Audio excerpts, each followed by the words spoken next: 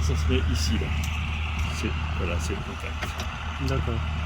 Donc contact, on va faire comme ça. Il faut mettre les... toujours, dès qu'on bouge, il faut mettre les lumières de navigation. Ouais. Voilà. Et ça, c'est pour allumer les instruments. Voilà. Et pour la radio, il faut allumer ici en plus. D'accord. Voilà. Autrement, voilà. Ça, c'est la hauteur. De toute façon, c'est marqué, hein, j'ai tous les papiers là. Quoi dire. D'accord. Et pour démarrer, il faut monter les deux alternateurs. d'accord, donc il faut tourner la... Voilà. Avant de démarrer, normalement, quand on démarre, on fait tourner les deux comme ça, on en enlève un Oui, pour tester pour les tester, allumages. voilà, et on enlève l'autre ensuite pour tester. Il doit y avoir une baisse de 100 tours à peu près. D'accord.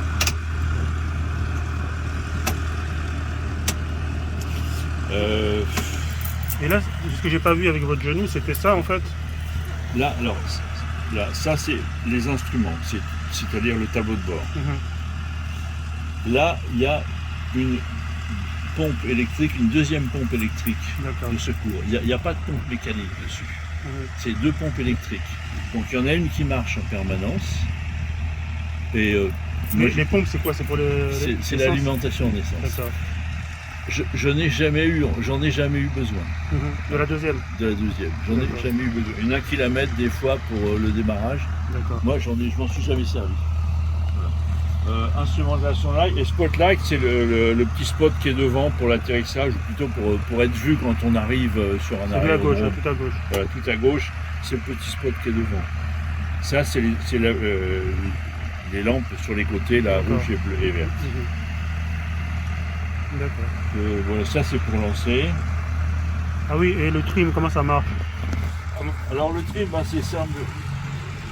Quand on est à deux, voilà, ça c'est le trim qui va soulager l'effort vers l'avant pour relever l'appareil. D'accord. Donc c'est juste un ressort qui est accroché sur la commande, quoi. Donc on tire comme ça. Bon, là comme j'ai serré ça. Quand vous arrivez, je vous laisse ça. De toute façon, voilà. Là je vous laisse. D'accord, merci. Faut pas perdre. Alors, qu'est-ce que je disais? Oui, c'est ça. Donc, il faut le frein, c'est ici. Attention, il y a un truc difficile. Voilà, ça, c'est le système de blocage.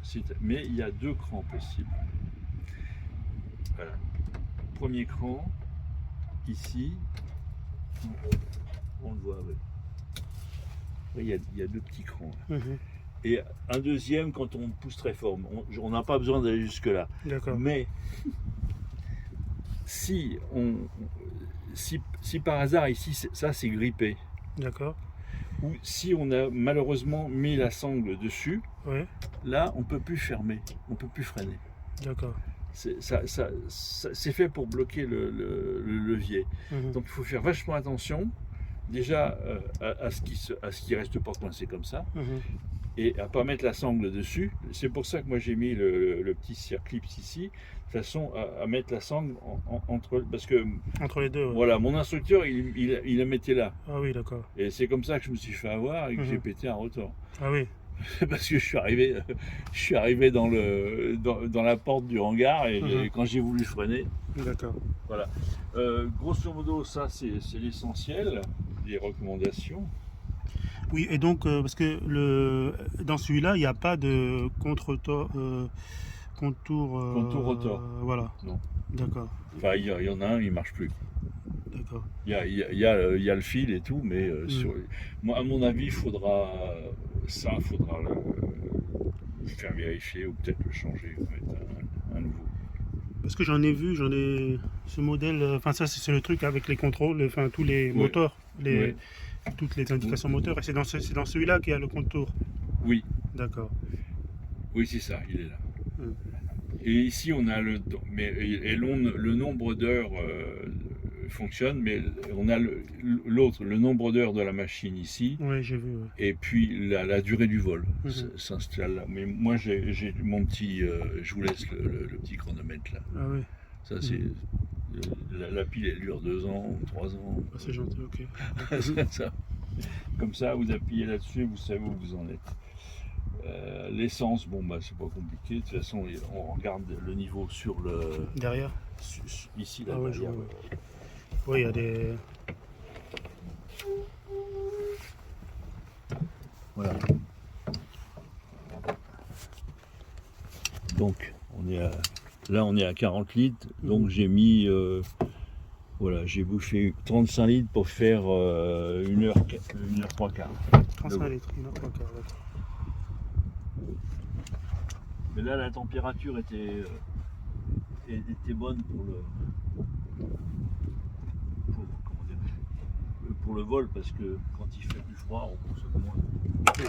Ça, c'est un petit peu de talc. Ah oui, vous m'aviez dit qu'il y avait du talc. Que je mets là sur les ici là dans les gorges de ces comment dire, voilà, je mets ça, j'en mets un petit peu, hein, pas besoin d'en mettre beaucoup. Comme ça me permet de faire glisser pour pas choquer l'ensemble de la mécanique. Je fais quand on fait ça, on fait marcher les deux courroies et on relie le mouvement ici à pour faire tourner le rotor. À ça. Et c'est ça qui envoie qui fait tourner le rotor, qui envoie le Bendix. Donc pour qu'au départ ça fasse pas un choc, voilà, j'y vais tout doucement, je fais glisser les sangles pour que ça accroche et que ça démarre, que ça fasse une sorte d'embrayage. D'accord. Et ça c'est quoi ça? Là c'est une sécurité. C'est une sécurité pour pas que le câble bouge. Ouais, pour pas que comment dire, je sais pas comment il s'appelle. Oui, pour qu'il. Voilà, parce que le copain que vous aviez vu là-haut avec le jaune, lui, il a eu un pépin et il pense que que ça s'est détaché. Ah. C'est ça qui lui a cassé son hélice. Donc voilà, on a mis des sécurités supplémentaires. D'accord. Ici. Donc pour la pré-vol,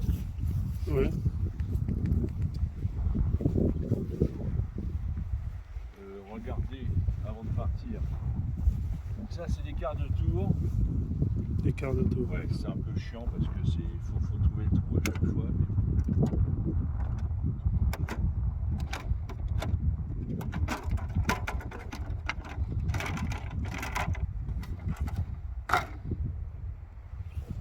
Donc s'assurer que les bougies, il y en a 8 des bougies, que en dessous et au-dessus là. D'accord. Que tout ça c'est bien accroché. Ça m'est arrivé une fois d'avoir un. Ah oui, que c'était lâche. Oui, c'est l'antiparasite qui s'était détaché. Donc j'ai changé tous les antiparasites. Donc là c'est récent. Si vous voulez regarder l'huile, il faut sortir ça. Ça s'en va pas pendant le vol. D'accord.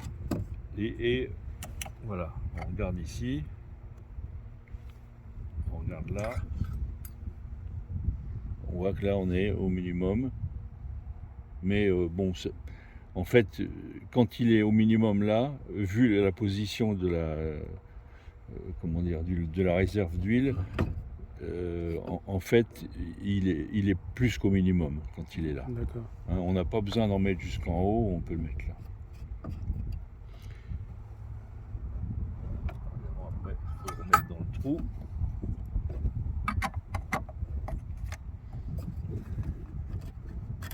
Et c'est quoi comme huile 10W? De toute façon, j'en ai des bidons d'avant, je vais vous les donner. Ok. Comme ça, vous aurez la référence. Bon, bah après, il faut vérifier le niveau ici du, comment dire, de l'eau. Là, il y a un petit Oui, je vois truc le là. bidon. Ouais. Voilà, là, il est bien. Et ça, c'est pourquoi ça en fait Là, c'est l'eau du refroidissement du moteur. Ah oui, d'accord. Et donc, ah oui, ça doit être Oui, c'est le, comment dire, c'est le trop-plein. D'accord. Comme sur les voitures. Hein. Ah ouais. Et donc, en fait, il y a 8 bougies, les autres bougies, c'est de l'autre côté. Oui, c'est ça. Bah, il faut ouvrir l'autre côté. Comme c'est chiant. Mhm. Comme c'est chiant à remettre. Ah ouais.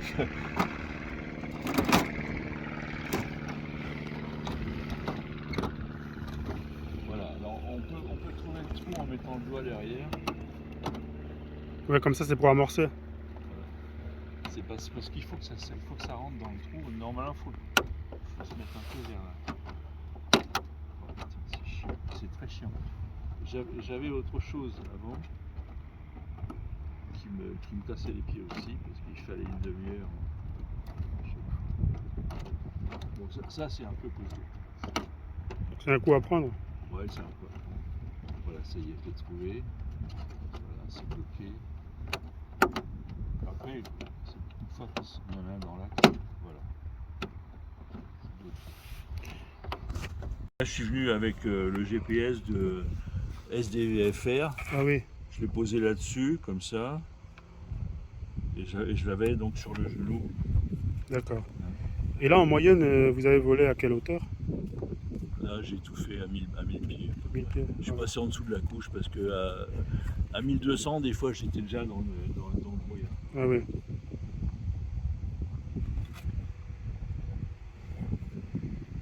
Bon, de toute façon, voilà.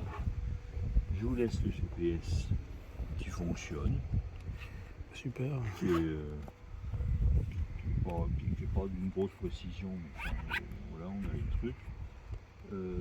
Par contre, on va peut-être pas laisser ça dans la. Non, dans la justement, cabine. c'est ce qu'il m'a dit, même les casques et tout ça, enfin tout ce qui est susceptible d'être volé. Donc moi j'ai prévu de...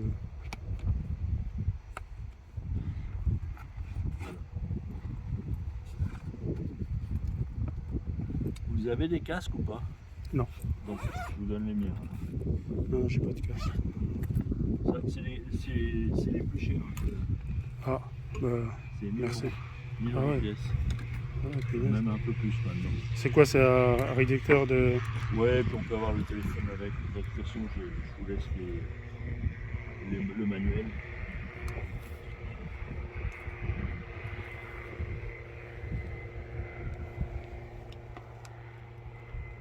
Quand on les défait, il faut bien faire attention. Parce que là, il y a la petite lumière. Là, quand c'est vert, ça va continuer à se décharger.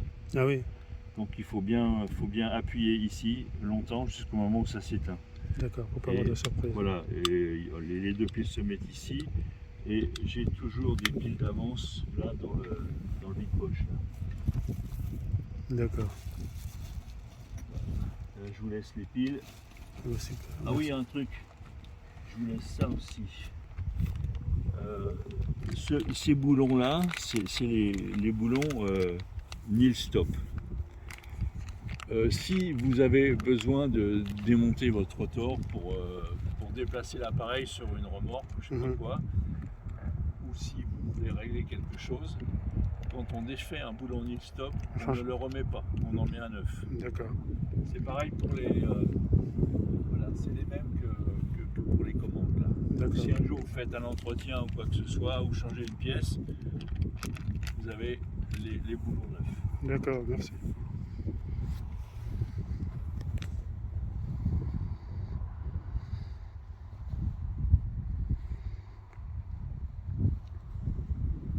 Je vous laisse aussi une bougie en référence. Voilà, c'est la référence de bougie ici. D'accord. J'en laisse une là d'avance comme ça. Et ça, ça se trouve où? Oh ben chez ULM Technologies. Ah oui, à Valenciennes. Ou Loria, ou Lorax, comment ça s'appelle Loria? Loravia. Ouais.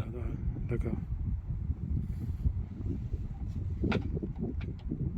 Bon, le réducteur, c'est cette pièce qui est là ici, qui fait passer la vitesse de rotation du moteur à la vitesse de rotation de l'hélice. Donc il a été contrôlé, vérifié. D'accord. On a changé les bagues dedans, de toute façon il a été rénové. Ah, d'accord, ok. C'est bon à savoir. Voilà. Et justement le rotor, est-ce que vous l'aviez changé, mais quand en fait? Alors, je l'ai changé là, il y a au mois d'août l'année dernière. Ah oui. Et celui-là, il a moins de 100 heures, ou dans une centaine d'heures. D'accord. Ok. La tête de rotor aussi. Hein. Donc l'écran, l'engrenage. Oui. Et qu'est-ce que je voulais dire, c'est quoi? C'est du 840 ou 860? 840. 840. Ouais. Et donc, comme je vous l'ai dit, moi j'ai dû changer le mât. Oui, oui. Et cette vis supplémentaire là, et là il y en a une autre en dessous, parce que j'ai enfilé un tube en renfort. En plus du mât, maintenant il y a un tube en renfort qui va de là, pareil en dessous, parce que c'est à cet endroit-là que moi ça pétait. Mais je ne l'ai pas vu, parce que le problème c'est que c'est juste à l'endroit où il y a la carrosserie. Ah ouais. C'est dingue ça. Et il y en a d'autres qui ont eu ça sur les Xenon, c'est la fragilité de l'appareil ou quoi? Je sais pas. Quand on en parle, ils disent ah non, on n'a jamais vu ça. Et puis après, quand on se renseigne, on en trouve un autre à qui c'est arrivé. Donc, je me méfie de la parole des vendeurs. Hein. Ouais, bah, mais bon, l'essentiel c'est que ça a été vu à temps, quoi. Oui, ça y est, maintenant c'est là, c'est un appareil qui a été démonté. Bon, le mec, l'importateur, m'a vendu des pièces qu'il a démontées sur un appareil qu'il n'avait pas réussi à vendre, ou dont le mec qui l'avait acheté lui avait pas donné la totalité de l'argent. Enfin, je sais pas, il y a eu un truc qui allait pas, parce qu'en fait, il avait fait des essais pour mettre un moteur plus puissant. Et ça fonctionnait pas bien. Donc ils ont abandonné l'idée. Donc voilà, ça appartient à un appareil qui a fait une centaine d'heures. D'accord, une espèce de prototype, quoi. Et j'ai vu que, vous voyez, l'histoire de ballast, vous utilisez le ballast ou pas? Quand je suis tout seul, oui. C'est ça le ballast, c'est ça que je vous laisse là. Et sans les ballasts, l'appareil il est pas... Ah si, on y arrive, mais c'est moins facile, quoi. Ça se balade un peu. C'est comme ça, c'est plus stable. Et ça risque pas de bouger comme ça? Non, mais on n'est pas surpris.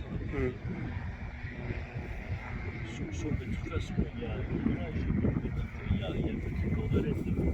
Ah d'accord.